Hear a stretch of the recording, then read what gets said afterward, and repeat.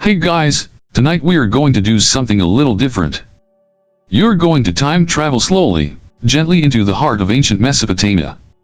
Specifically, you're heading for Babylon's older cousin, the city of Ur, under the cool blue shadows of a crescent moon. The streets are dusted with fine grit from the day's heat, and the mud brick walls still radiate warmth as your sandals crunch quietly across the packed earth. There's a faint smell of fish and roasted onions in the air, maybe a hint of goat sweat too, but that's to be expected. You pass under linen awnings still fluttering slightly, through alleyways glowing faintly with oil lamps set into niches. Most people are home, asleep on their rooftops where the breeze is gentler, but not you. You're heading to the edge of the market, where something small and strange is about to happen. Something that will echo across time in the form of paperwork. Yep. Tonight's story is about the day receipt paper was invented, except it wasn't paper, and it wasn't exactly a receipt. And you, dear night traveler, are about to walk right into the moment it started. Spoiler alert, you probably wouldn't last long in this world. It's humid, it's noisy, and contracts are written in baked mud. So, before you get comfortable, take a moment to like the video and subscribe, but only if you genuinely enjoy what I do here. And if you're listening from somewhere far away or way past midnight, drop your location and local time in the comments. I love seeing who's wide awake across the world. Now, dim the lights, maybe turn on a fan for that soft background hum, and let's ease into tonight's journey together. You start by wandering through the stalls of late-night traders. There's no neon here, no 24-hour signage, just soft flickers of flame, voices murmuring in Akkadian, and the occasional cough of a merchant falling asleep in their chair. To your left, a woman selling copper bracelets, their twisted shapes laid out on a rug like tiny snakes. To your right, baskets of onions, jugs of sour milk, some figs that look slightly questionable. But ahead, under a faded reed awning, you spot something stranger. A man crouches behind a plank balanced on two pots. In front of him, small squares of damp clay are stacked like brownies waiting to be baked. And beside him, scratching carefully with a stylus, a young girl mutters numbers under her breath. You approach, and he doesn't look up. "Scribe work," he says, without asking your name. "Need something recorded?" "Price is 2 barley measures per line." You hesitate, not because of the price, but because you don't exactly have a transaction to record. Not yet. But that changes fast. Because just then, 2 men approach the table, one furious, one smug, and slap a bag of something wet and heavy onto the clay stack. "She owes me 8 silver pieces," says the furious one. "I gave her goats. She promised milk." The smug one shrugs. "I returned 3 of them." The scribe's daughter doesn't flinch.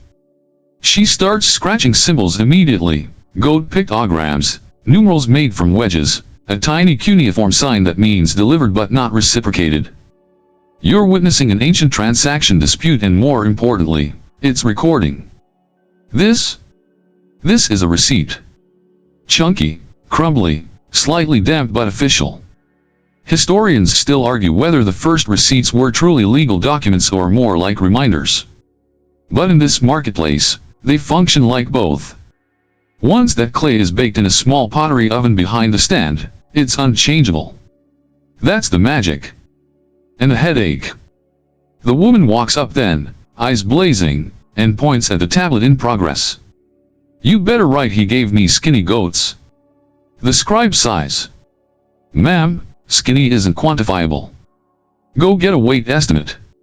You chuckle quietly, because even 4,000 years ago, customer service was a battlefield.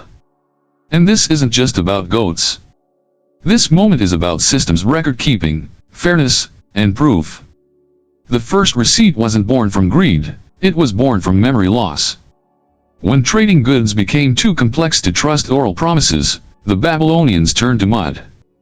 And here you are, standing at the edge of that leap in logic. You lean closer to watch the stylus in motion. It's made from reed, trimmed to a chisel tip. Every symbol is a wedge, a press, a deliberate poke.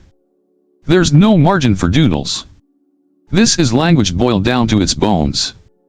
The smell of wet earth and oil drifts up from the tablets. The merchant finally nods at the finished wedge work and grunts. "Bake it." The scribe's daughter takes the soft square, places it in a kiln, and closes the lid with a chunk of the salt. The whole thing looks vaguely like a pizza oven if pizza ovens smelled like charred hay. You lean on one of the clay stuffed jars and breathe in the warm night.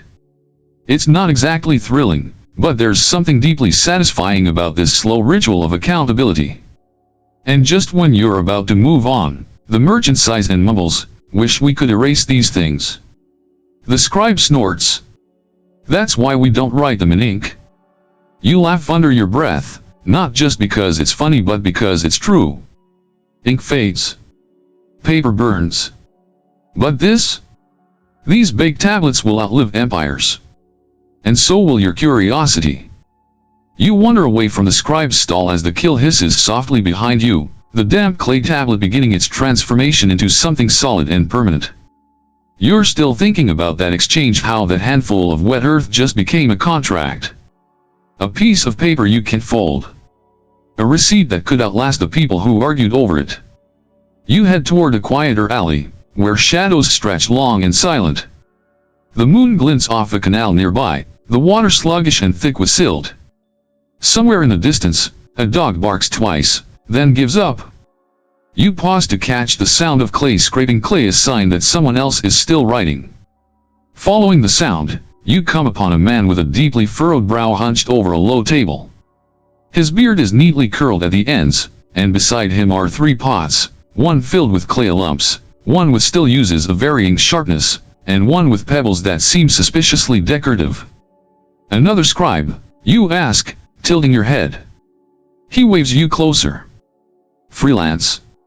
I'm not temple certified," he says with a grin. "But I'm faster than those priestly dinosaurs. And I keep secrets." That last bit seems to matter in this part of town. A young man in fine linen nervously approaches, clutching a cloth bundle. "I need something recorded," he whispers, glancing around. "It's a promise of return." "Ah.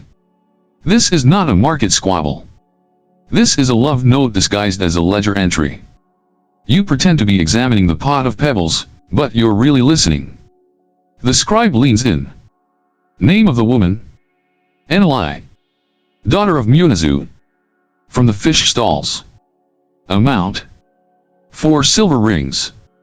She lent them to me for—" The scribe interrupts with a soft laugh. "No need to explain. All debts are recorded the same. Even the romantic ones." The stylus begins its dance again. Tiny strokes, angled wedges. It's all neat, rhythmic, efficient. This man is fast. While he writes, he explains his technique. You want the clay moist, not wet. Press, don't drag. Dragging tears the surface. And don't get fancy with the grammar, verbs take up too much room. It's all about economy of space. Clay's not endless.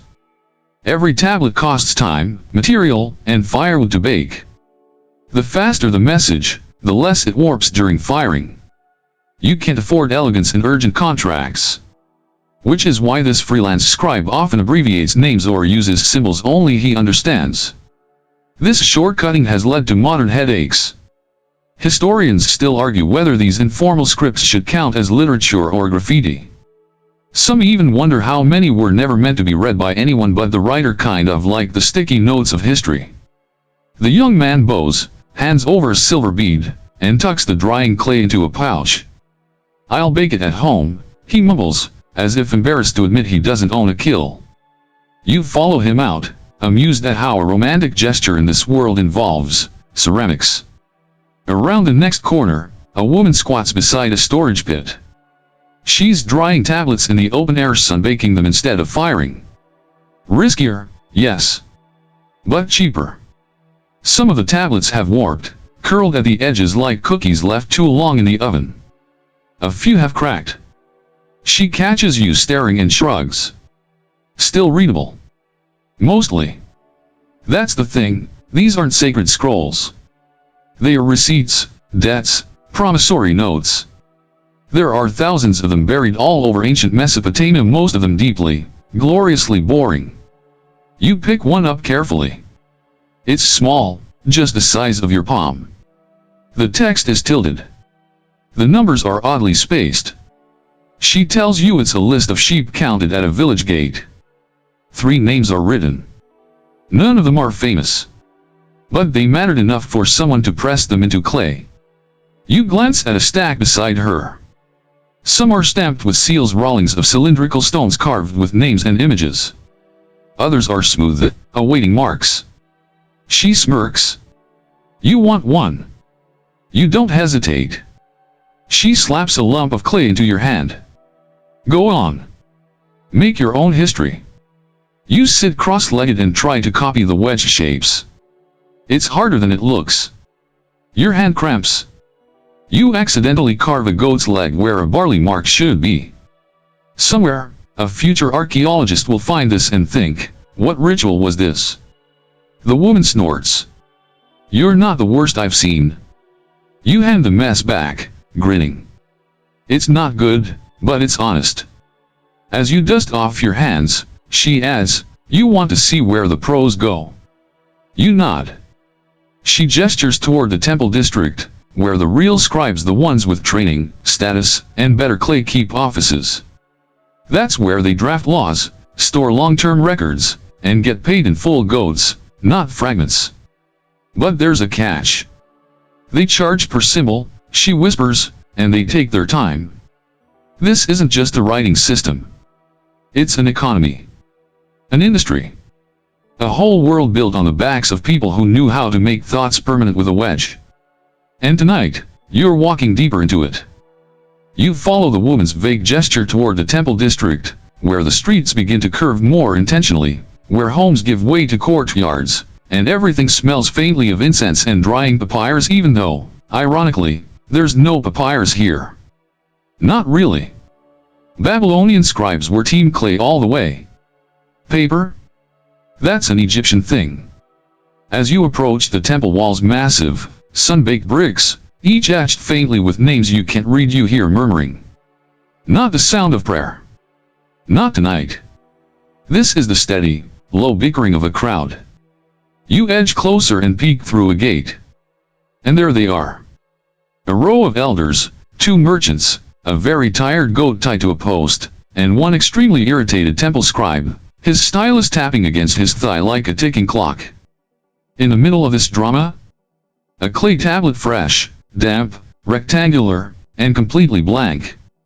One of the merchants is gesturing wildly. I gave him 10 goats, not 7. The deal was clear. The other, younger, and perhaps slightly shinier, grins. Then where are the other 3? Did they sprout wings? The scribe sighs. Do either of you have the original receipt? The older man rummages through a cloth pouch and triumphantly produces a lumpy tablet with deeply pressed symbols and one smudged cylinder seal impression. He offers it like it's a royal decree. The younger man grabs it and squints. That's not even my seal. The scribe takes it gently and begins to examine it. It says 10 goats delivered. But no signature. Odd.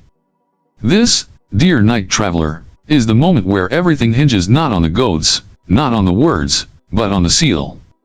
You might think of a signature as a scribbled name. But here, it's a cylinder seal, a carved stone about the size of a tube of lip balm, rolled across the wet clay like a printing press.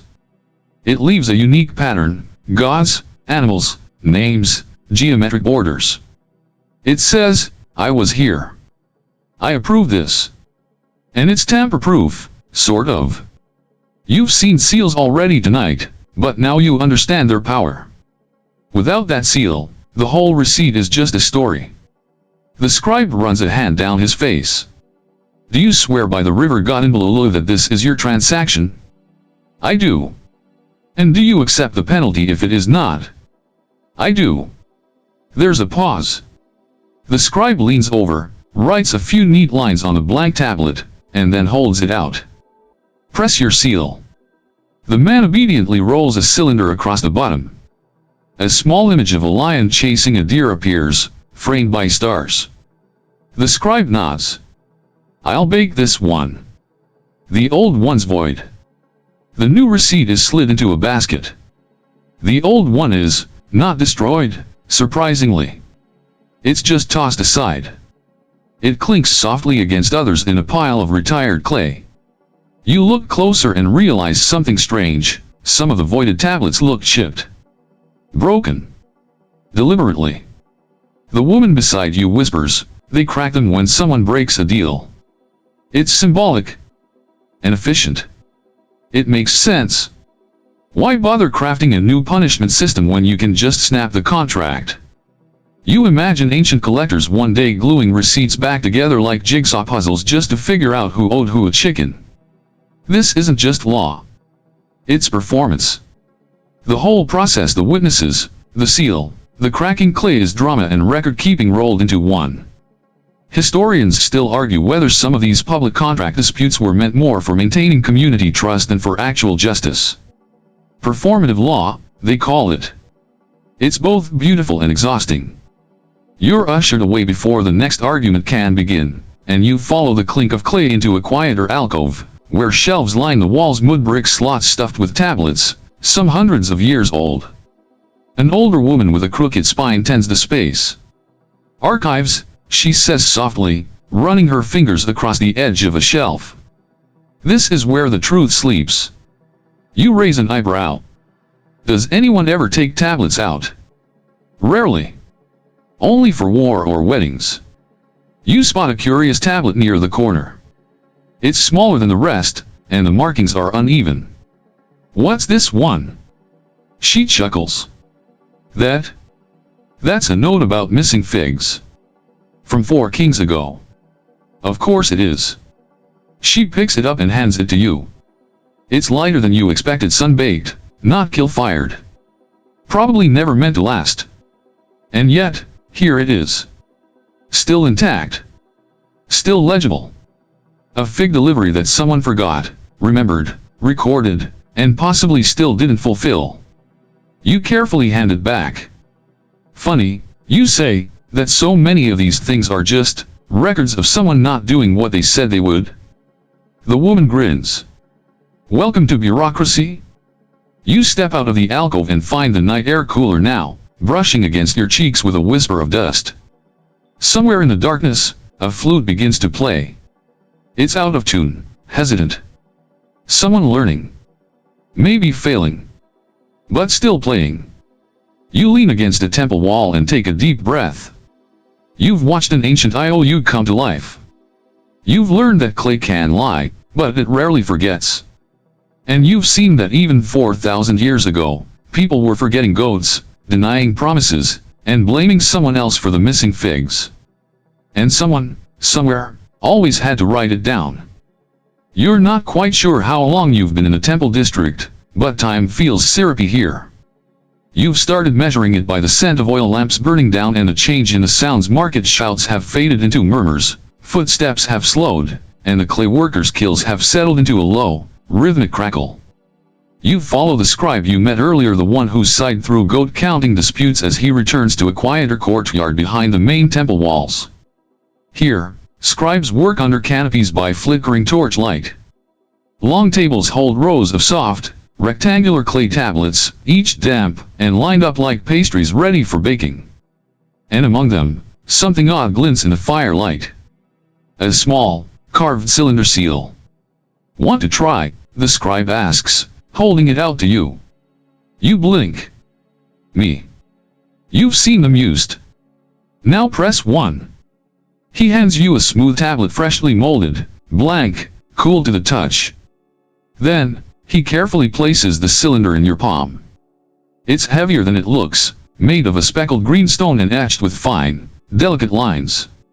You can't quite make out the image, but it looks like 2 winged lions drinking from a shared bowl under the sun. You place it at the edge of the tablet and gently roll. The image emerges, slowly, wedge by wedge, line by line. A continuous relief etched into the clay. When you lift it, you almost gasp. It's beautiful. Crisp. Timeless. The scribe nods in satisfaction. That, he says, is how you sign your name here. It's odd to think that thousands of people over thousands of years would use little engraved cylinders instead of scribbles. But that's the Babylonian way: visual storytelling. Every seal is part ID card, part signature, part tiny masterpiece. Some were personalized with prayers or poems. Others had dramatic scenes: gods handing out scrolls, bulls fighting snakes, kings touching stars. And some were just plain old names. Belonging to Inanna, trader of linen.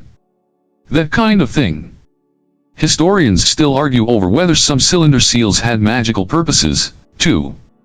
Were they just identification tools, or did they invoke protection when rolled across clay? Could a prayer be baked into bureaucracy? You set the seal down gently. Already nervous, you'll drop it and go down in history as that one tourist who shattered a deity's tax form. The scribe laughs. Careful. That one belonged to my father's teacher. It's older than this whole street. Of course it is. You follow him as he places your tablet into a clay tray labeled practice. He tells you not to worry, it'll probably dry into something charmingly useless, like the rest of the night's test tablets. Then he leads you over to a shelf stacked with seal impressions, not the seals themselves, but clay negatives, so to speak. These are reference copies. If someone tries to forge a document, the temple archivists can compare the seal on a tablet to these recorded impressions. Think of it like an ancient version of a password manager, except everything's heavy and dirt-colored. As you run your fingers over one of the impressions, you notice something peculiar: a figure riding a scorpion. What's this, you ask? The scribe leans over. Ah, that one belonged to a merchant from Dilmun. They had strange tastes. Dilmun. That far-off place whispered about in merchant records. Somewhere near the Persian Gulf, where strange goods and even stranger designs came from. This little seal tells a whole story: a trader's journey, a preferred motif, and a business that reached across oceans, sort of. It's easy to forget, in this sleepy courtyard of clay and flickering firelight, that the Babylonians were global thinkers. Their seals and tablets weren't just for local goat disputes. They tracked long-distance trades, royal marriages, even diplomatic letters on clay sent to Egypt and back. You peer at the next seal impression, this one more somber: a god seated on a throne, hands outstretched. Likely from a high priest. The power in the image is palpable, even without color or motion. Just grooves in clay. The scribe smiles faintly. These seals were more permanent than the men who used them. When kings fell, their seals stayed behind. You glance at him. What happens if someone steals a seal? Ah, he chuckles. Then you pray the thief can't write in cuneiform? Apparently, a stolen seal wasn't as dangerous as you'd think. The real power was in the hands of those who could read and write, and they were few. Elite. Sometimes feared. Sometimes bribed. The scribe gestures toward a low stone shelf stacked with broken seal impressions, fragments of deals once made, now void. Sometimes, he says, we smash a seal if its owner dies dishonorably. No more contracts in their name. You stare at the broken pieces. That's not just administrative. That's ritual. Symbolic erasure. One fragment shows a lion's paw. Another, the edge of a sun disk. These were once whole names, whole lives. And now? Paperweight shards. You crouch beside the pile and feel a quiet reverence settle into your chest. It's easy to think of receipts as dull, as throwaway. But in this world, every receipt has weight, literally and metaphorically. Every seal impression carries the echo of someone's honor, trade, or betrayal. A quiet bell rings in the distance, two soft chimes. The scribe straightens. That's the kill call. Time to fire the batch. You follow him across the courtyard toward the baking room, where today's tablets full of goat arguments, fig mishaps, love loans, and bureaucratic poetry are ready to be made immortal. The air grows hotter with each step. The air thickens with smoke and heat as you enter the kill room, more a stone-lined pit than an actual enclosed chamber. Several small furnaces flicker inside, their fires stoked by apprentices with sweat-slicked brows and arms caked in ash. The smell is a heady mix of burning straw, damp clay, and something faintly metallic, like scorched copper or old coins dropped into the coals. You hover near the entrance, watching the scribes lay out fresh tablets on long wooden paddles. Each one is placed with care. There's no shoving or stacking here. This is a delicate science. If one tablet cracks, it could shift in the heat, knock into another, and ruin an entire batch. Imagine losing 30 receipts in one go because someone didn't smooth an edge. Yikes. The scribe beside you hands a finished piece to an apprentice. "This one's urgent," he murmurs. "Debt notice for the barley store. Due tomorrow." The apprentice nods and slides it onto a high shelf closer to the flame. Urgent means hotter fire, faster bake. Slower contracts are placed lower, where heat licks but doesn't scorch. You peer at the tablet before it disappears. The writing looks sharper somehow, the impressions deeper.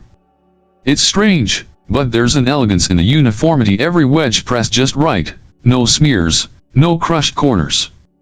This isn't messy handwriting on a napkin. This is the printed invoice of the Bronze Age. And here, in this smoky little room, the future is being hardened. Literally. Baking tablets was the final step. Until they were fired, they were vulnerable. Clay could be rewritten while damp, erased with water, smoothed and reinscribed. But once baked, they became eternal. Unchangeable. Solid proof that someone said something, did something, owed something. Historians still argue whether this intentional permanence had a psychological impact on the scribes and merchants. Did the weight of clay make them more honest? Did the looming risk of immortality encourage precision? Or did people, being people, just keep lying, only now with prettier receipts? You're drawn to a corner where a kiln glows brighter. It's the royal chamber. You're told, a special oven for state contracts, tax documents, and temple inventory logs.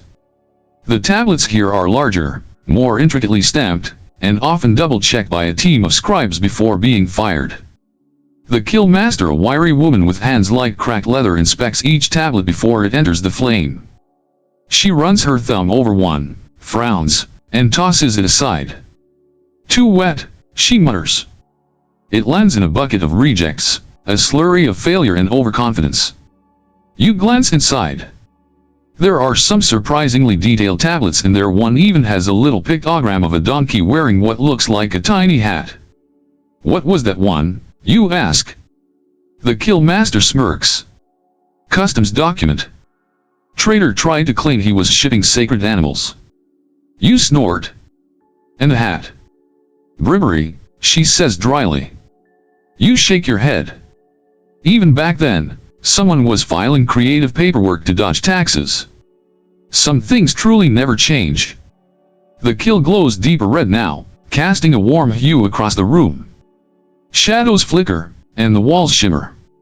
You sit on a low stool and feel the heat settle into your bones, but not unpleasantly. It's almost meditative.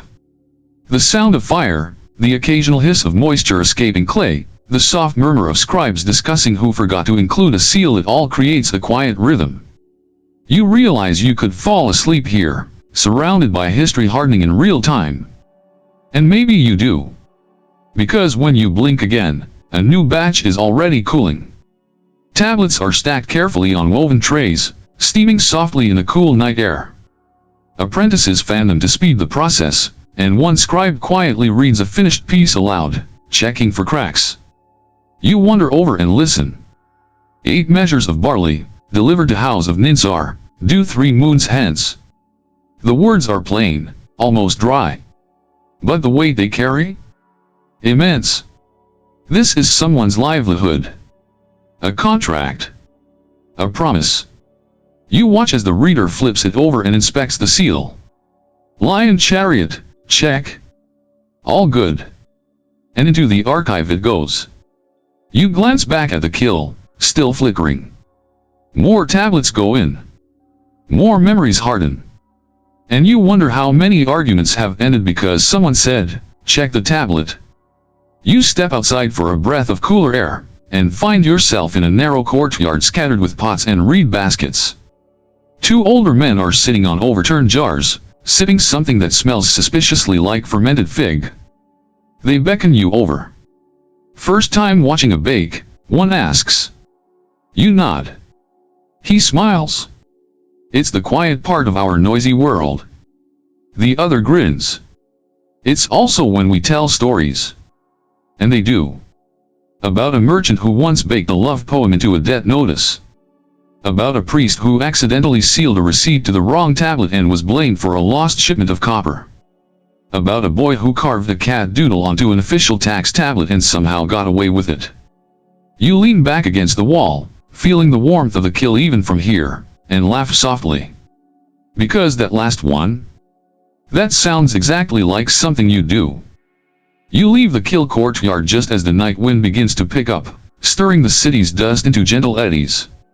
The fires flicker behind you, the orange glow dimming as doors are closed and tablets left to cool beneath woven covers. The city of Ur is quieting, slowly, but you're just getting deeper. Your sandals whisper along the packed earth as you wander back toward the edge of the temple district where scribes mix with merchants, priests with petitioners, and the occasional suspicious-looking man who's definitely not buying grain for legal reasons. And that's where you hear it, the rising tempo of voices, loud but controlled, urgent but not quite panicked. You turn a corner and find a crowd gathered around a massive clay silo circular, domed, with a chute near the bottom and a series of tablets nailed, yes, nailed, to the wall beside it. The tablets act like a public ledger. On each, a day, a weight, and a name. This is the city's barley reserve, essentially a bank. And right now, people are upset. You squeeze into the crowd just in time to hear a young man shout, "That's impossible. I deposited 400 shekels of barley. Check the receipt." The clerk standing atop the silo platform, a man with an impressively large belt and an even larger attitude, crosses his arms. You deposited 320. That's what your tablet says. But my seal. We don't go by seal alone, the clerk snaps. We go by the tally. He gestures to a thin scribe at his side, who's clutching a narrow clay tablet like it's his only protection from a very irate public. You edge closer. That's when you see it, the scribe's tablet does indeed say 320, but the young man is holding another receipt. One that reads 400. A silence ripples through the crowd. The clerk stiffens. The scribe's eyes dart. This, dear listener, is what we might call a royal oopsie. Someone has either fudged the numbers, swapped the tablets, or worst of all, recorded two versions of the same deposit. One official. One not. Historians still argue how often mistakes like this happen in ancient Babylonian record-keeping. On one hand, scribes were highly trained. On the other, people have always been people. You watch as a bearded elder steps forward. "We should check the other copy," he says. The crowd murmurs in agreement. Apparently, every official receipt had a twin stored in temple archives, just in case. A backup file, if you will, but one that weighs half a pound and has to be unearthed like a time capsule. You offer to help. After all, you've become a bit of a tablet whisperer tonight. You're led into a side room, where a clerk uses a long wooden hook to lift a clay-stamped basket down from a shelf. He unties it slowly, revealing a set of baked tablets wrapped in faded linen strips.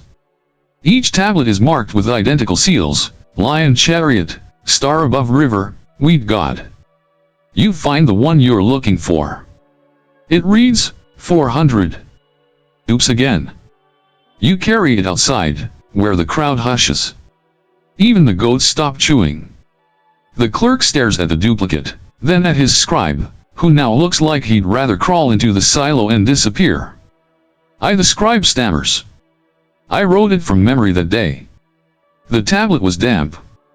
The clerk snatches the faulty tablet and holds it up for all to see. "This is why we bake them," he declares. And just like that, the great silo scandal is defused. The young man is given his full deposit value. The faulty tablet is ceremonially cracked in half and thrown into a reject bin. The crowd disperses, already losing interest. You remain a moment longer, turning the cracked piece of clay over in your hands. It feels oddly like justice. Heavy, awkward, fragile justice. Later, you sit with one of the older clerks on a low stone wall, watching the silo crew shuffle papers tablets back into order. You'd be surprised, he says, how many fights come down to 10 missing shekels of barley? You nod slowly. What happens when no one notices the error? He shrugs. Then someone eats better than they should. You smile at that. Some lessons are eternal. He leans back against the wall. Still, not bad for a bunch of mud bricks, right? You scratch a few lines, press a seal, and suddenly people behave. You chuckle softly. Or misbehave, depending on the tablet. He raises his hands. Hey, I just fire the receipts. The gods judge the rest. He points toward a chipped tablet on the wall. It reads, 2 goats, 1 knife, settled in full. See that? He grins. That's peace. Someone walked away from that with dinner, and no one had to shout about it. You stare at it. It's just clay. Just lines and dents and curves. But you get it now. This isn't just ancient paperwork. It's the foundation of something much bigger: trust, order, memory. And sometimes, those things come down to who wrote what, and who baked it first. You leave the barley silo behind, though your fingers still bear faint smudges from the broken receipt you handled. The city is dozing now. Dogs curled in corners. Flames flickering low. The hum of night bugs and the odd splash of fish in the canal. But your curiosity refuses to sleep. Because for all the debts and grain counts and goat disputes, you can't help but wonder what else were people recording? Surely not everything was so transactional. Your wandering takes you to a small open-air pavilion near the edge of the Scholars' Quarter. The benches are worn smooth, the stone table in the center cracked but clean. 2 clay lamps cast a golden arc across the table's surface, and next to them, a stack of tablets. Not from the temple, not from the marketplace. These are different. There's no one around, so you sit, and gently slide one of the tablets closer. It's thin, curved, and much lighter than the others you've seen. A faint floral scent clings to the clay. Someone perfumed this batch. You trace the characters. And then you laugh. Because this isn't a contract. It's gossip. To be precise, a letter. The tablet reads something like this, translated mentally by your sleepy, time-traveling brain. To my dear cousin Ninnery, may your figs be fresh and your mother-in-law quiet. The girl from the weaving quarter, yes, that one has been seen walking with the sandal maker's apprentice. Tell Aunt Cooney not to invest in that marriage market just yet. You blink. Your eyebrows lift. It's official. You've found Babylonian drama. Another tablet reveals a daily log written by a woman keeping track of laundry, visitors, and whether or not the house goat tried to eat the mat again. It's charming. Personal. Quietly hilarious. And it confirms something every historian has always hoped but rarely finds in the ruins: not all writing was about taxes. Some of it was about people being people. Historians still debate how widespread personal writing was. Were letters like this common, or were they luxuries? Were they done on recycled clay? Were they baked or left soft, intended to be read once and reused? It depends on the site, the find, the region.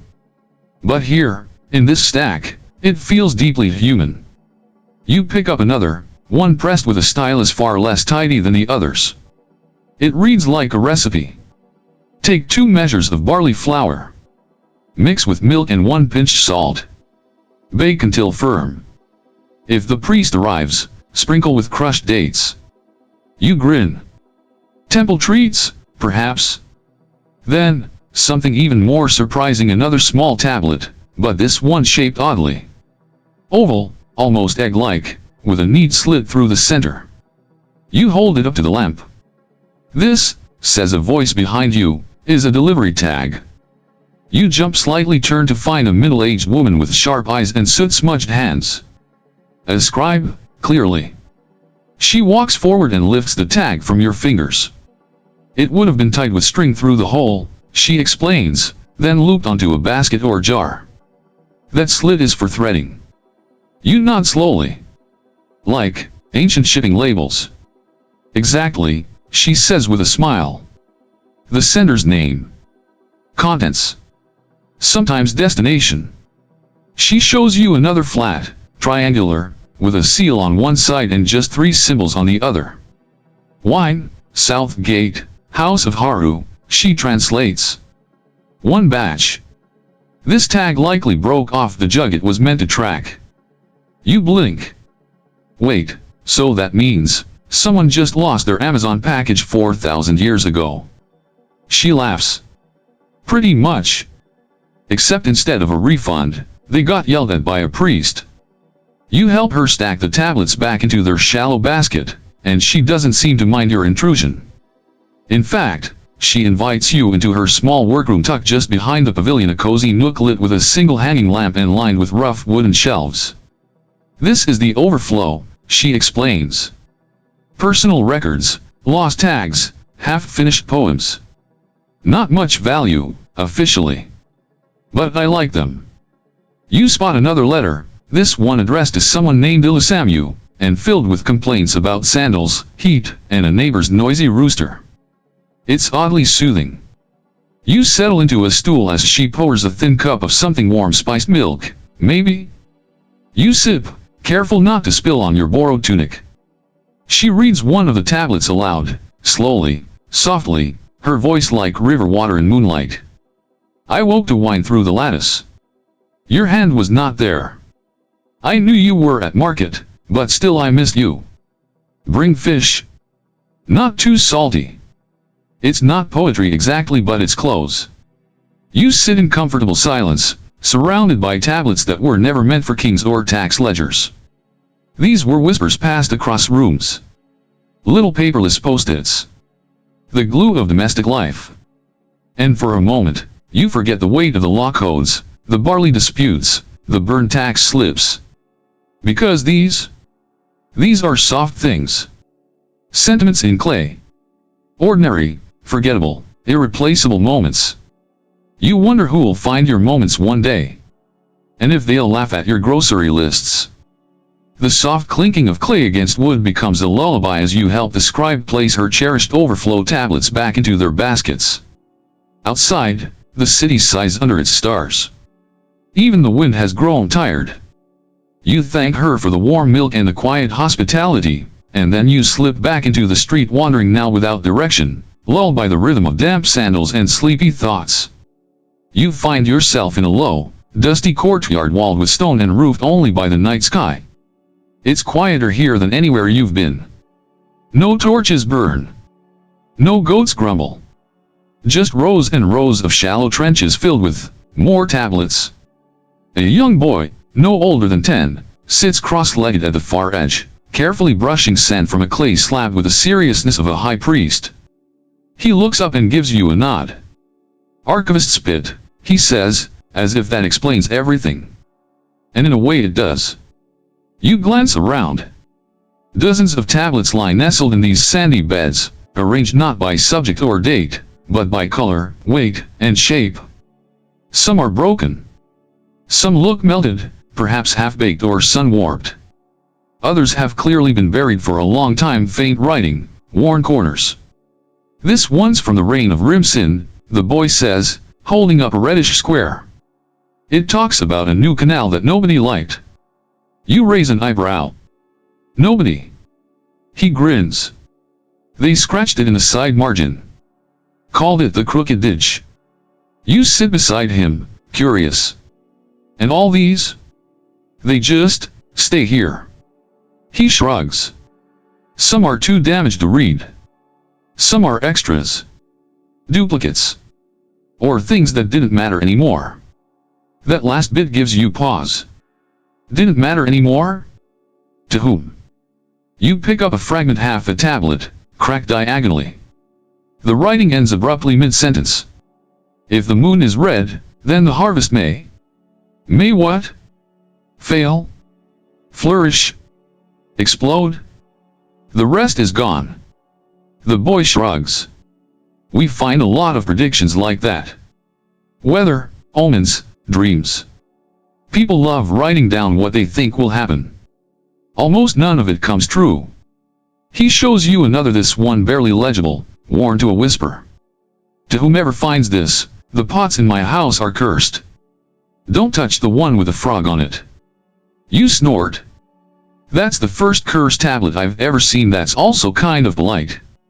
Historians still argue over how seriously people took such tablets. Were they true spiritual warnings, or sarcastic notes to spook nosy neighbors? The line between the mystical and the mundane gets smudged when all your notes are carved in mud. You run your fingers along a nearby slab that's surprisingly flat, but blank. That one's waiting, the boy says. We keep a few empties, just in case. You tilt your head. In case of what? In case someone wants to write down something they'll need later. Like when they're gone. You nod slowly. It's a simple idea. A powerful one. He offers you a stylus short, chewed at the end. Want to try? You smile, take it, and reach for the tablet. The clay is cool and smooth. You press in a wedge, then another, your lines wobbly, uncertain. You're not writing a contract.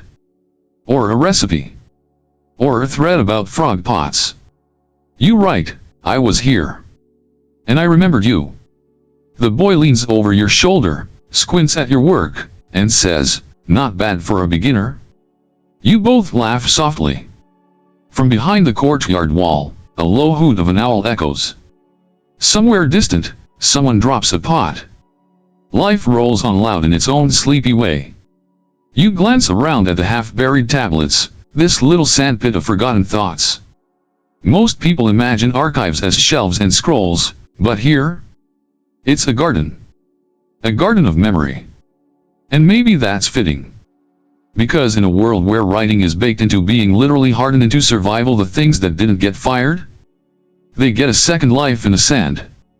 You sit for a long while in silence, just watching the boy work. He whistles softly while he brushes, the tune looping like a lullaby. Eventually, you stand. He doesn't ask your name. You don't ask his. The night doesn't require it. You step out of the archivist's pit feeling strangely light. As though every cracked piece of clay whispered a little secret to you and you promised to remember. And maybe, in your own quiet way, you will. You move through Ur like you've grown roots here. Your feet know the uneven stone paths now, your nose anticipates the smells before you even reach them: cooked lentils, wet clay, a hint of smoke from last hour's kills. But something else calls to you tonight. Not the markets, not the scribes, not even the gossip tablets. You want to know why. Why did these people stick with clay? Why didn't they use ink? Or paper? Or even something softer, less breakable? The question nags at you as you wander toward the edge of the scribes' quarter, where low brick buildings lean in close, their walls warm to the touch. A door swings open ahead of you, and a pair of teenagers in dusty robes shuffle out, laughing over a miswritten character. One of them still holding a reed stylus like a dagger. You step into the workshop they left behind. It's smaller than others, a bit darker, with shelves sagging under stacks of blank clay tablets, some round, some square, a few with decorative edges. At the back, a man with a beard like a paintbrush and fingers stained from red mineral dust is hunched over a low table. He barely looks up. Looking for ink? Don't bother. We don't use it here. You blink. I wasn't going to ask. Yes, you were, he says, smirking. Everyone asks. He gestures toward a pot beside him, filled with a sludgy, brown-black mixture that looks suspiciously like melted olives. That's the closest thing we've got to ink. It's made from ash, oil, sometimes a bit of bloodroot if you want color. Works fine on skin. Or maybe on parchment. But on clay? No. He reaches for a tablet and drips a bit of the goop on it. The result? A blob that slowly sinks into the surface, spreading like soup on bread. Clay doesn't hold ink. It drinks it. Smears it. Laughs at it. He tosses the ruined piece into a bucket and hands you a clean one. Try this instead. You take up a stylus, press gently. The wedge sinks in, firm and final. You try again. And again. You see, he says, watching. With a stylus, you're not drawing. You're sculpting. Historians still argue why Mesopotamians never shifted to ink systems like their Egyptian neighbors. Was it climate? Culture? Trade preferences? Whatever the reason, Babylonians stuck with clay for nearly 3,000 years, longer than most empires last. You know what ink invites? The scribe asks, leaning back. Revisions. Edits. Lies. You raise an eyebrow. Clay says, make up your mind. Ink says, try again tomorrow. That hits deeper than you expect. He stands, stretching his back, and walks you through his tool shelf. There are still uses made from bone, ivory, wood, even a bronze one etched with its owner's name. Some have sharp tips for writing, others white ends for smoothing errors, assuming the clay's still damp, of course. There's an art to it, he says. Too wet, and the marks slump. Too dry, and the tablet cracks. You have to catch the clay when it's just right. Like a good melon. You chuckle.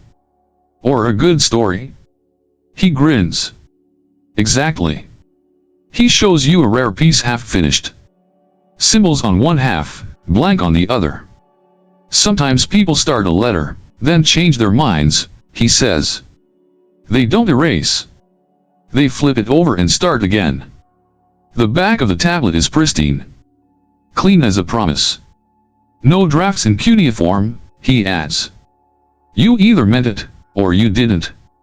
You glance around the workshop at the shelves of finished work, at the apprentices wiping down slates, at the little scraps of drying clay shaped like tiny donuts.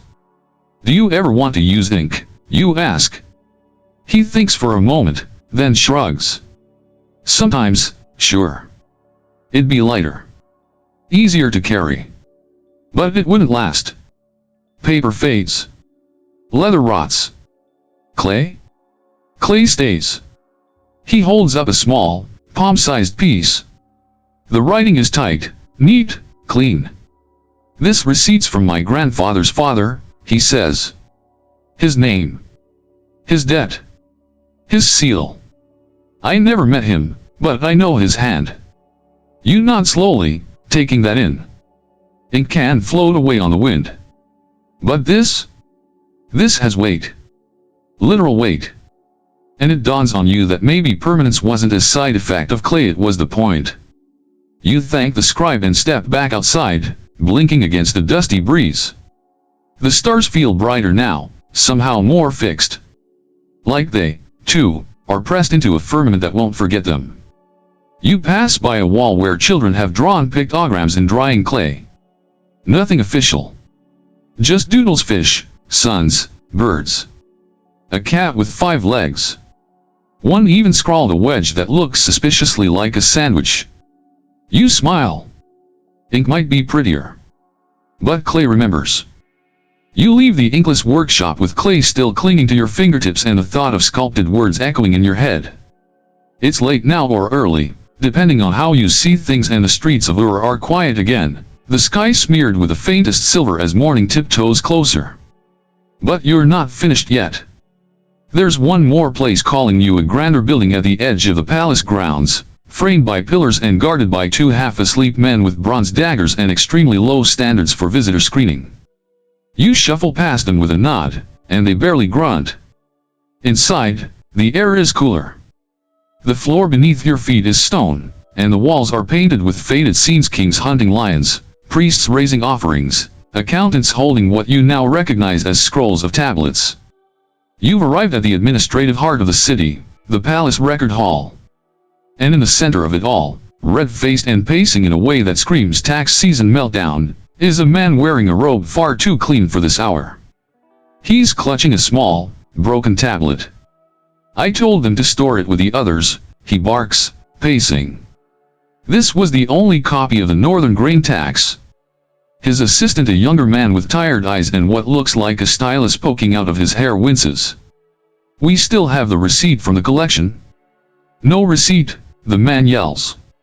The king wants the tablet. Not a rumor of a tablet. You quietly back into a shadowed alcove as the full tantrum unfolds. This, you realize, is not just a bad day. This is a royal paper trail disaster, and in this world, that's serious business.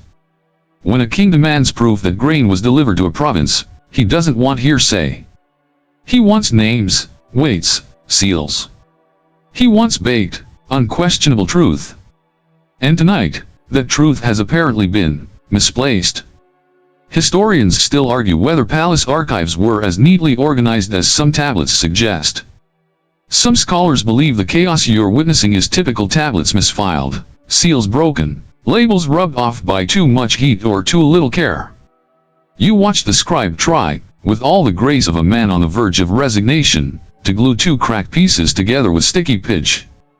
It's not working. This won't bake properly, he mutters. The break line's too clean. Someone dropped this on purpose. He looks up sharply. And suddenly, the mood changes. You're no longer in the realm of missing receipts. You're in the shadowy world of political sabotage. One of the other scribes leans in. The northern taxes? That's the region under Governor Marduk, right? A beat. Everyone in the room goes quiet.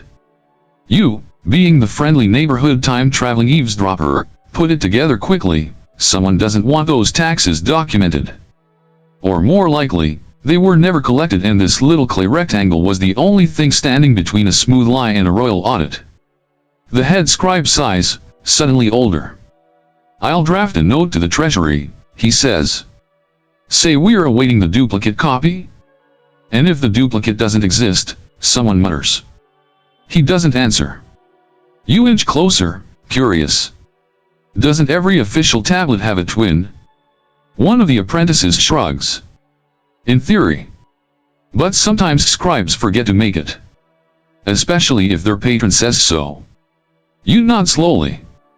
This is what you've been sensing all along: clay is durable, yes. But it's only as honest as the hands that shape it. You ask what happens if the king finds out.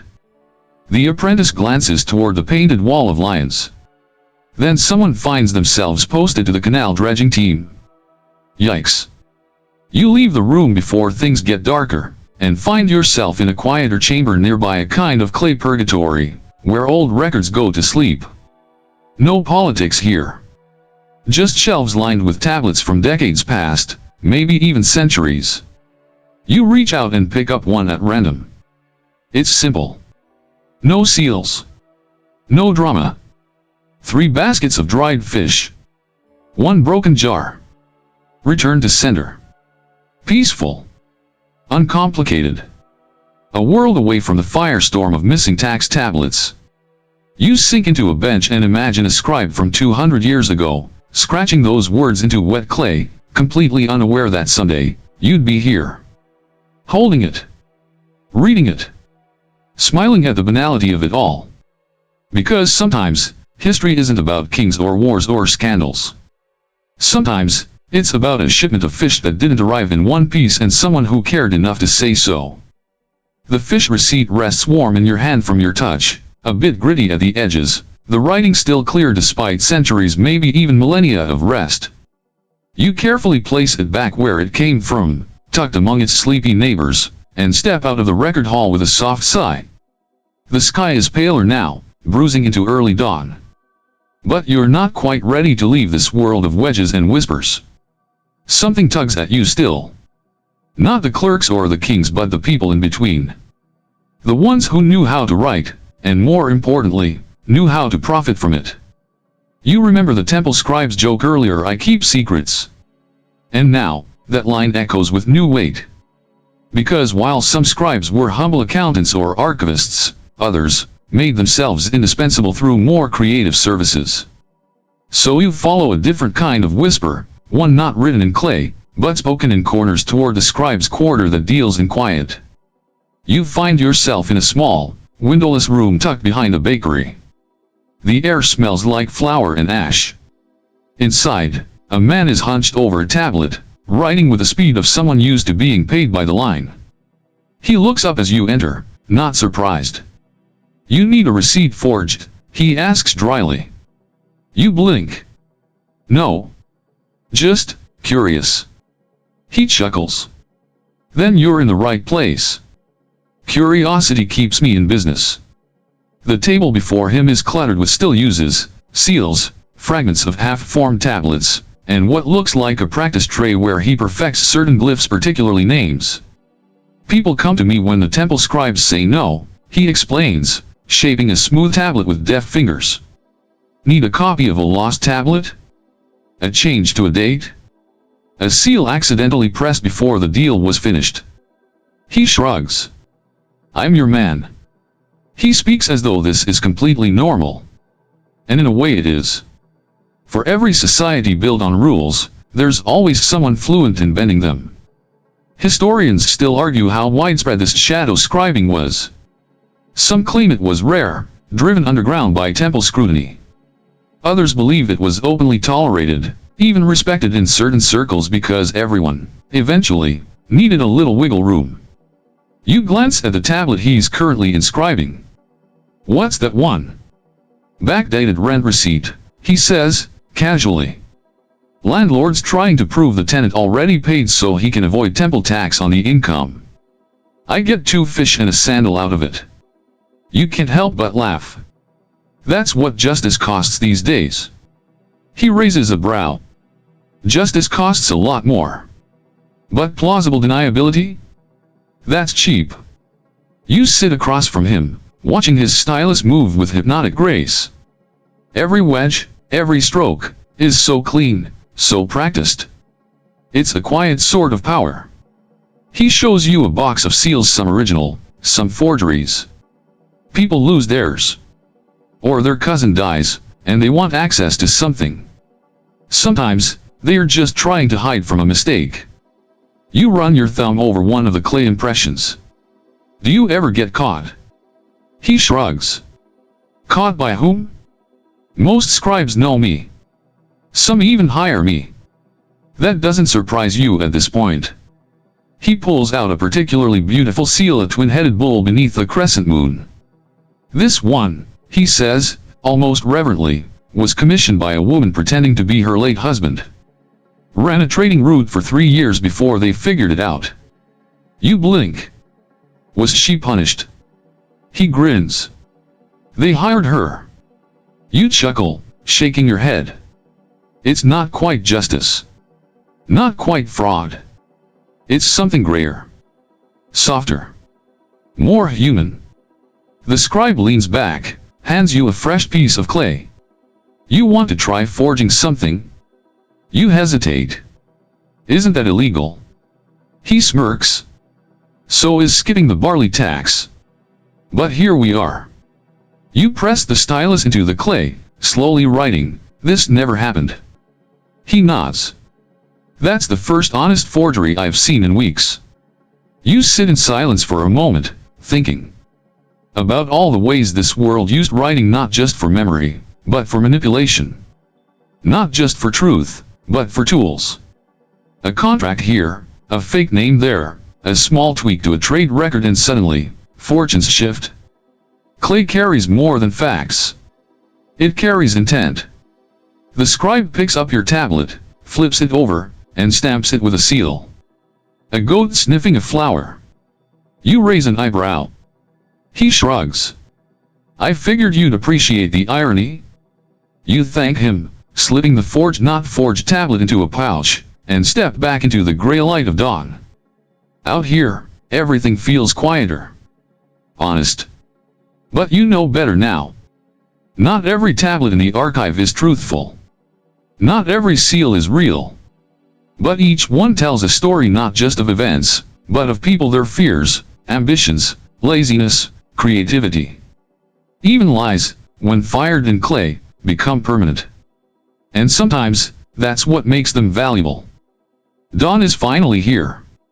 The stars are slipping behind a curtain of soft light, and the city of Ur begins to hum again just barely. Not with shouting or carts or crowds, but with a gentle rustle of reed doors opening, the low thud of a millstone turning, the quiet splash of water being drawn from a well. You walk through the half-lit streets, your footsteps joining the rhythm of early life. And as the world around you stirs from sleep, your mind returns to that cracked tablet, the one broken in front of the silo crowd. A contract shattered, not just metaphorically. And it hits you, that was no tantrum. That was policy. You make your way toward a temple courtyard where damaged tablets are piled like discarded puzzle pieces. A man with a crooked back is seated on a mat, slowly sifting through shards of clay as if looking for something lost. He nods at your approach. Looking for something broken? More like something buried, you answer. He pats the ground next to him, and you join him on the mat. He picks up a triangular piece and turns it over. This one used to say someone promised 2 cows. Now it says ow. You smile. Did it crack naturally? No, he replies. Cracked by order. That promise was broken, so the record had to be 2. He gestures to a growing stack of similarly splintered pieces. Each one of these was a contract. A vow. A deal. A lie. And when those things don't hold, neither does the tablet. It's poetic, really. Not just deletion but symbolic deletion. If clay is truth, then breaking it is erasure. Or maybe, justice.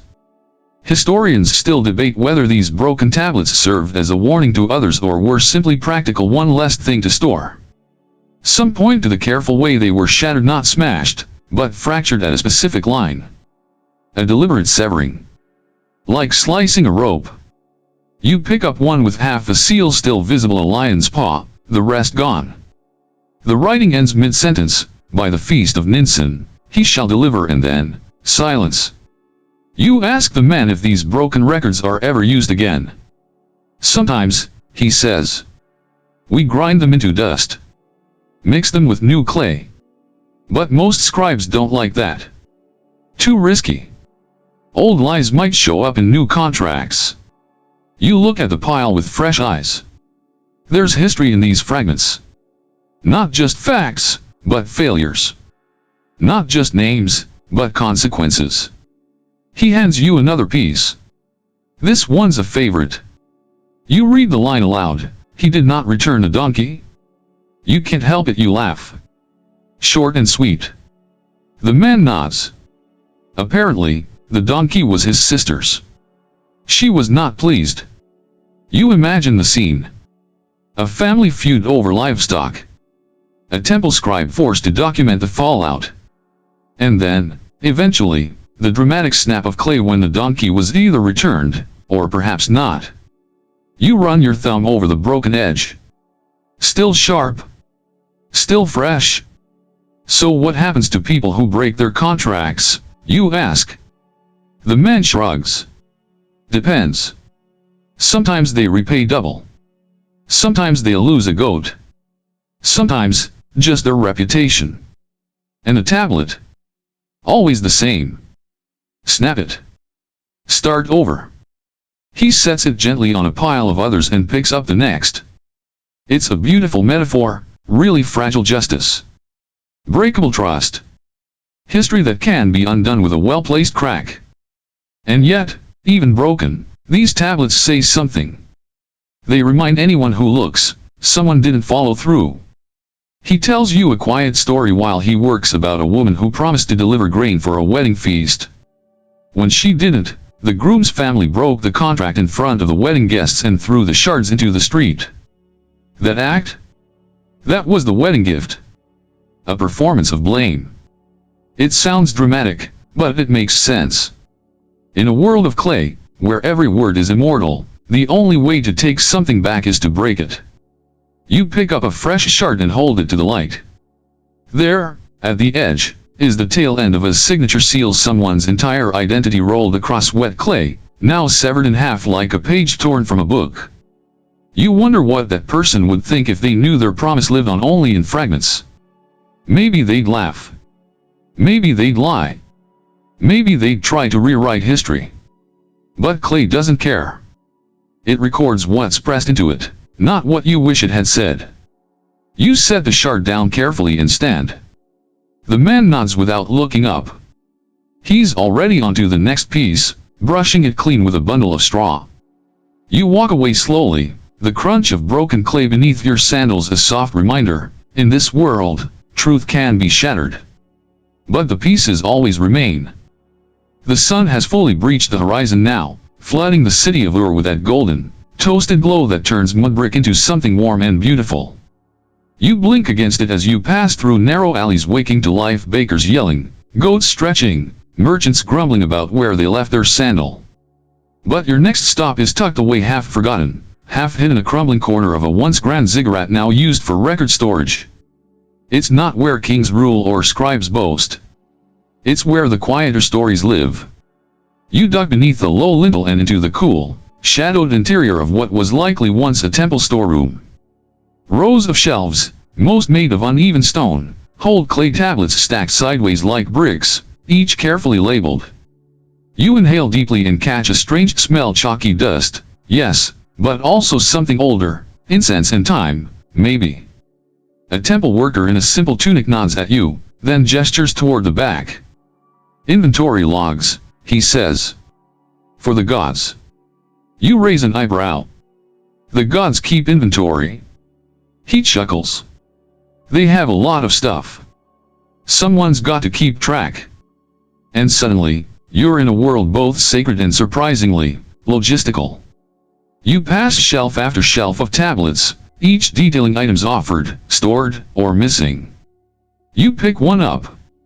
It reads, Temple of Nana. 4 bronze censers. 2 ivory combs. 8 bolts of dyed linen. 7 returned, 1 borrowed by priest Ulazai for festival use. You glance up. Did Ulazai ever return the last one? The clerk shrugs. That's in a different tablet. These weren't myths or epics. These were temple supply records. Divine accounting. The same way you'd track office supplies today, except instead of staplers and toner, it's lion-carved incense burners and goat-shaped wine jugs. Some gods, the clerk tells you, had better taste than others. He shows you a favorite from the stack. Offerings to Inanna, 4 wheels of date honey, 1 obsidian mirror, 3 wigs, white. You blink. Wigs. The clerk grins. Festival season. Hair was fashion. Historians still argue how literally these items were meant to serve the gods versus being redistributed to temple staff. Were the offerings meant to be consumed in ritual? Displayed? Eaten behind the altar when no one was looking? Probably, all of the above. You crouch beside one shelf labeled borrowed but not returned. A haunting little category. You pick up a small, slightly warped tablet. 1 bronze sickle, gifted to the god Enlil's shrine. Lent to farmer Belarish for harvest. Unreturned at 2 moons turn. That was 300 years ago. Belarish has likely been recycled into temple dust. But the sickle's fate? Still unresolved. Do the gods mind, you ask? The clerk shrugs again. The gods don't read clay. But the priests do. And they have very good memories. You pause at another shelf, this one stacked with dream records. Yes, dreams.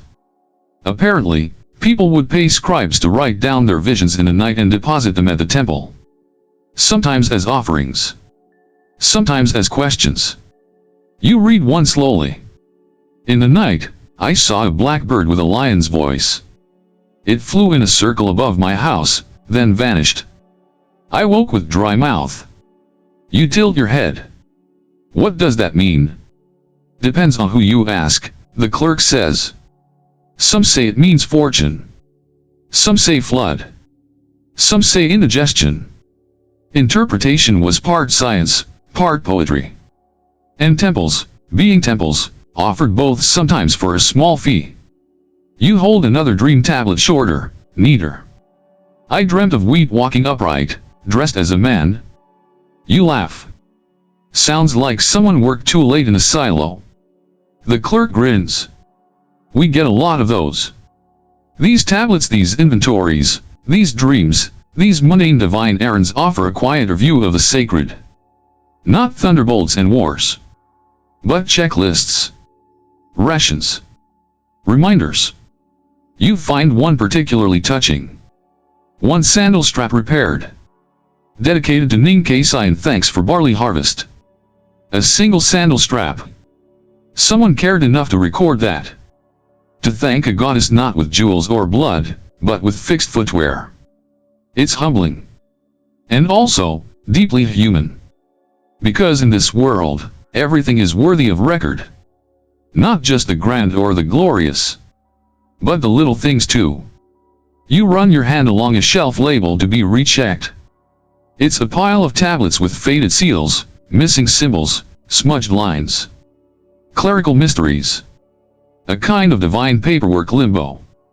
The clerk tells you they occasionally try to decipher them again.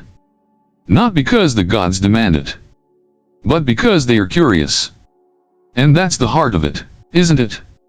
This civilization so ancient, so dusty, so deeply baked was driven not only by trade and war and ritual, but by curiosity. By the compulsion to record. To remember. Even when the meaning fades. You thank the clerk and step back into the morning light, blinking against its brilliance. And as you leave, you whisper a small thought to the air, just in case any god is still listening.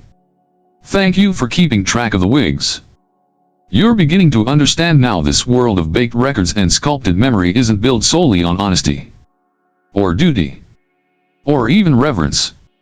No, at its heart, it's built on something sneakier. Trust.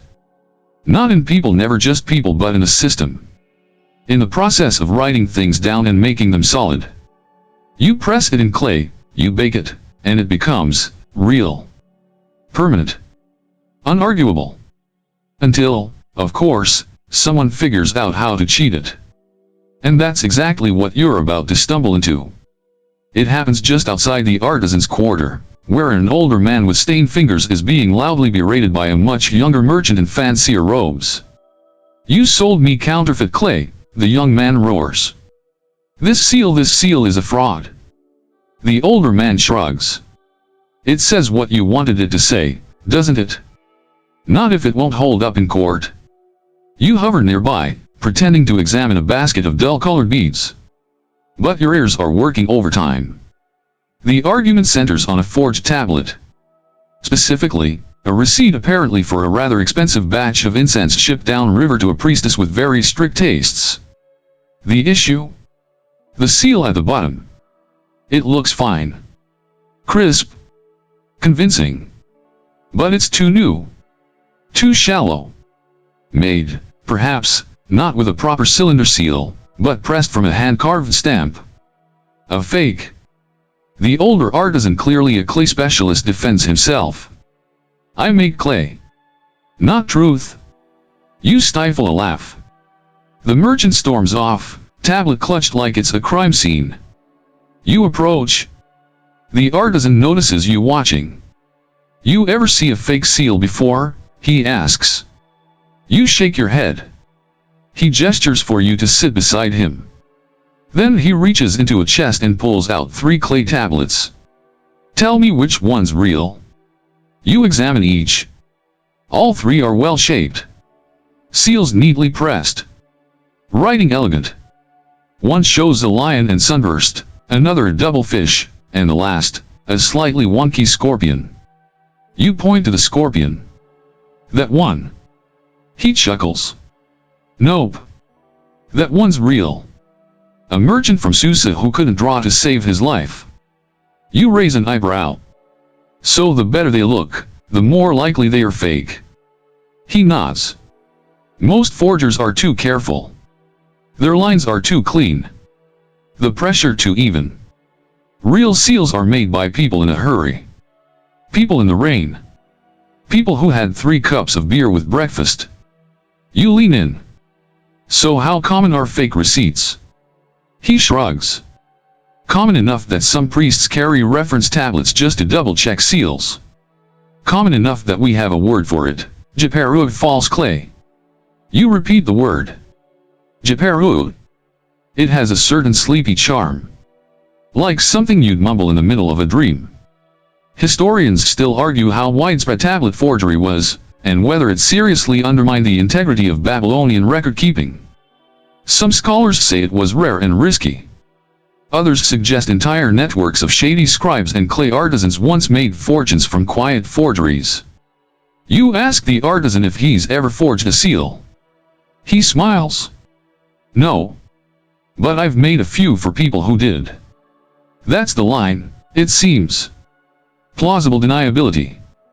You don't fake the signature, you just sell the stamp. He shows you a tiny stone seal he keeps in a pouch. It's chipped, the lion's tail nearly gone. Found this in the river mud after a flood, he says. Whoever lost it probably panicked. A seal is a person, after all. If someone else has yours. He doesn't finish the thought. Because you know it now, seals aren't just symbols. They are identity. Possession. Will. If someone else can press your seal into clay, they can be you. You sit with that for a while, watching as the artisan smooths a new blank tablet with a flat reed. The process is so simple, so calming. And yet the consequences, immense. Every word pressed here could become a contract, a confession, or a clever little lie. You thank him and rise to leave, the term Jeperu lingering in your mind like a pebble in your shoe. As you walk away, you pass a group of children scribbling into dirt with sticks. One proudly declares he's writing a wheat tax. Another says he's inventing a new law about goats. They argue over whose tablet is real. You smile. Because that's where it begins, isn't it? With kids making things up. Pretending they have power. Practicing their lies. And eventually, they grow up. And press them into clay. By now, the streets of Ur are fully awake. Sunlight glances off the edges of clay roofs, and carts creak along the packed earth roads. Somewhere, a reed flute plays a tune that's either a funeral dirge or just a very sleepy lullaby. But instead of returning to the noise, you wander toward the riverbank, where the city breathes a little slower. Here, you find a small building almost hidden behind a row of storage sheds. It's unmarked. Modest. No temple guards, no market chaos. Just a simple stone path and a door that sticks slightly when you push it open.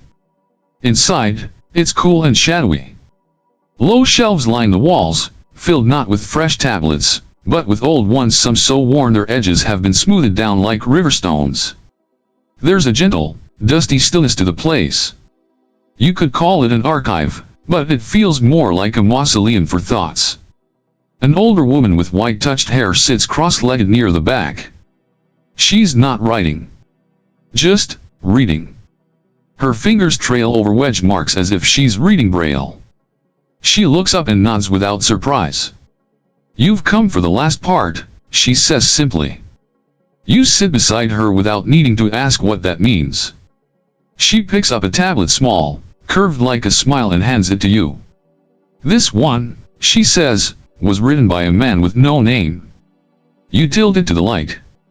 The wedges are white and shallow, clumsy in places. You read. To the God of memory, I sent this. I was here. I gave what I had. Let the next person do the same. It's not a contract. Not a record. Not even a prayer, really. It's a whisper. She places another beside it. My mother taught me to write with one hand while stirring stew with the other. You smile.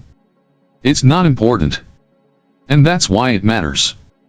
This, she says softly, is why clay still beats paper. You look around. So many tablets in this quiet room were never meant for kings or courts or gods. They are thoughts pressed gently into permanence. Things people didn't want forgotten. Not because they were grand but because they were real. Historians still argue whether these personal tablets were common or rare. Most records we find are economic, legal, state-driven. But sometimes, like here, we find traces of people who just needed to say something. You find another. The river flooded early this year. My sister danced anyway. And another. I do not trust my cousin with goats. He lies. You laugh softly. The woman beside you does too. This is my favorite, she says, handing over a tablet that fits perfectly in your palm. We baked bread, and the smell stayed in my clothes all day. You don't say anything. You don't need to. You sit there a long while, just feeling the weight of so many forgotten voices resting gently on their shelves. So many quiet people, none of them famous, none of them powerful, but all of them preserved. Clay has no favorites. It doesn't elevate the rich or spare the poor. It simply holds what's pressed into it. A promise. A poem. A petty grudge. A sigh. Eventually, you stand. The woman smiles. Leave something behind if you like. You take a small blank tablet from the corner. Pick up a stylus. And press. I saw you. You mattered. Even now. You set it gently on the shelf. The sun is high now, warming the walls and shimmering off the slow curve of the river. But your journey here through tablets and inkless words, through goat disputes and perfume tags, through forged seals and broken promises is drawing to a close. The city behind you continues its rhythm. Someone is calling for figs. Someone else is chasing a chicken that doesn't want to be caught. A kill clatters softly in the distance. And you're a little quieter. A little slower. A little more baked in. Because what you've seen isn't just a story of ancient receipts. It's the story of memory made tangible. Of thoughts turned to touchable stone. Of people pressing their everyday lives silly, sacred, tender, petty into something that might outlast them. And maybe, just maybe, outlast us all. So now, as your own night begins to fade, let yourself rest in the thought that somewhere beneath the dust of time, in a clay tablet shelved under 100 others, someone once wrote, "Bring fish. Not too salty." And that tiny moment still exists. Still waiting to be read. Still whispering from the past, just for you.